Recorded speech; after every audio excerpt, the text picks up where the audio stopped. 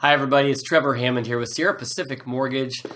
And I thought I'd do something a little different this time. I wanted to mix it up for the entire year of 2017. As some of you know, if you've been following anything I've been writing, I have been tracking all of my top lessons I've learned. And then every month I write an article that says my top 10 lessons learned in January of 2017, February of 2017. This is the journal that I decided to launch this new experiment in. So the only thing I write in this journal right here isn't any of my thoughts. It's just things I've learned through my readings, through going to events, through meetings with other professionals or people, really. So I thought I would do something different this time, and I'm going to go through my top 10 for August. Now, I'm recording this kind of late, but hey, I've been learning. I've been reading plenty. And here we go. Top number one, and these are not in order, by the way. That would take too much time. Number one lesson I learned in August. Take a genuine interest in others without worrying about turning every conversation into a business opportunity.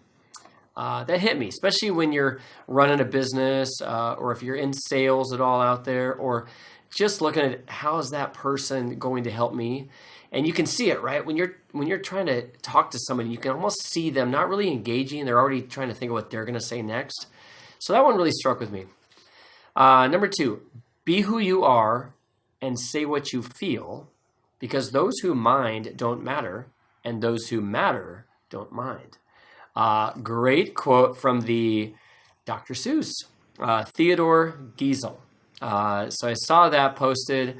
Thought that was such a great reminder. I loved it, so I wrote that down in my journal, sharing it with you now. 3, if we increase our worth, we build our wealth. I always talk about you've got to create value for people before you can expect anything back in return. This is from one of my primary mentors my whole career, Todd Duncan. He shared that, and I love it.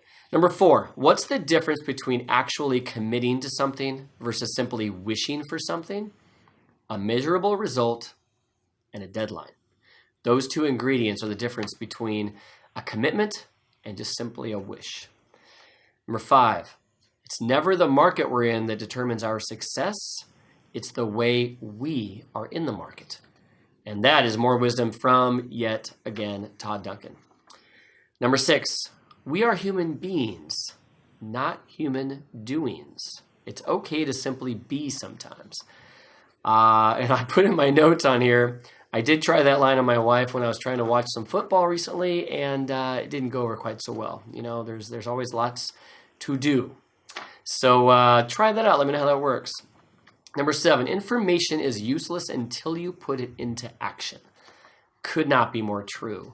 Number 8, the 3 things we all desire: clarity, confidence, and capability. And I have that written up on whiteboards all the time, and all my coaching, I always make sure I'm bringing new clarity to people that I'm meeting with or talking to, like right now.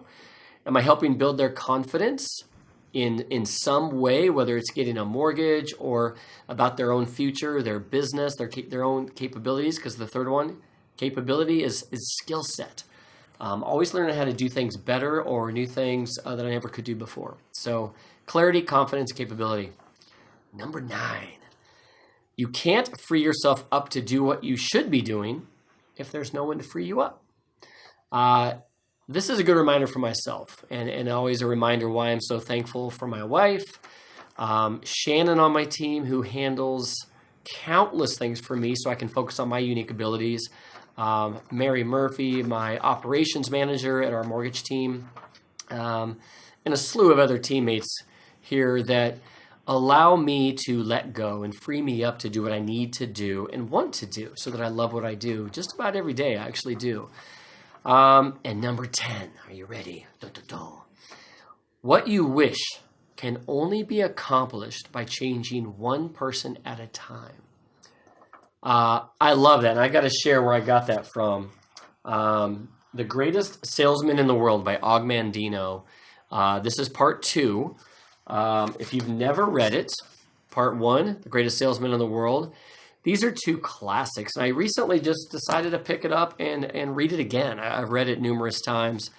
And I came across that line. You know, when you read a book again, it's never the same because you're in a different place up here. And that line really stood out to me because one of my missions has been to really change the perception of what you should expect from a mortgage professional in the business, changing how a mortgage professional thinks about their own career and how to really have fun at it again and love what they do, all through value creation to their clients and their business partners. There's so many things I'm always trying to do, and I set these really big goals, but I have to remember it only changes one person at a time. That's all I need to do. When I give a class, when I do a video of one person out there watching this, somehow has a breakthrough, then I'm good. I'm happy. And I have to remind myself of that because I'm always looking for big results, but just one person at a time. All right, I hope that helps. It makes it more fun for me. I can write all this out and sit behind a computer, and then we can post it out to the World Wide Web to you. But I thought, you know what? Let's do that, but also have a video where I can talk through it and share any extra notes that were profound for me as I learned these things, and then enough to write them down, right?